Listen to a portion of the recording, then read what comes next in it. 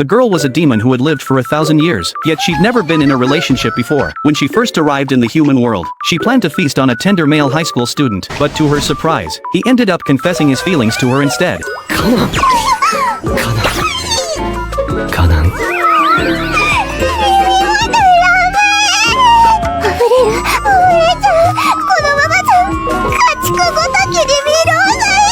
The girl's name was Canaan, daughter of Beelzebub, the great demon of gluttony. She had tasted every delicacy the world had to offer, and ordinary food no longer satisfied her palate. In search of more exquisite flavors, Canaan descended to the human realm. She planned to personally cultivate and savor those immature young souls. And naturally, school was the perfect hunting ground. Here, Canaan was the model student, stunning looks, excellent grades, athletic prowess, and she was even on the disciplinary committee. One day, she spotted a premium soul in the crowd. The abundant spiritual energy emanating from him was irresistible, so she hypnotized the human to come before her. When she told him she was going to eat him, James wasn't scared at all. In fact, he seemed excited.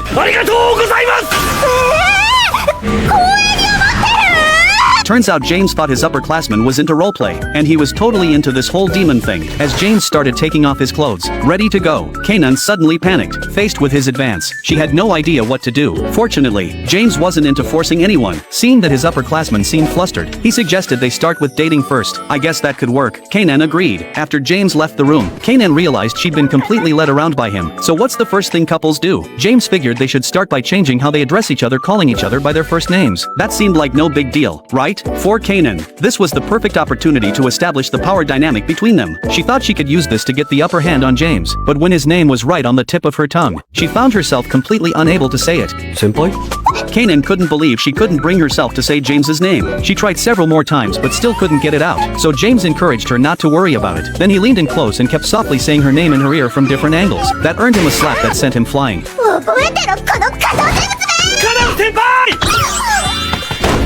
As a member of the disciplinary committee at this school, Canaan hated nothing more than romance between students. She'd always looked down on this kind of human behavior with disdain to her. It was like watching animals at the zoo. But when she became the main character in this scenario, she had absolutely no defense against James. On the surface, though, she kept her cool and quickly put some distance between them, wanting to know what James was following her for now. But couples don't need a reason to be together. James wanted to find a place to create a romantic memory, so he asked Canaan where the most memorable first time should happen. Canaan completely misunderstood, thinking he meant that kind of thing. Still, this was a good opportunity to taste his soul, so she asked James where he wanted to do it. But she never expected James to say he wanted to do it in the park. His reasoning? It was on their daily route to school, so every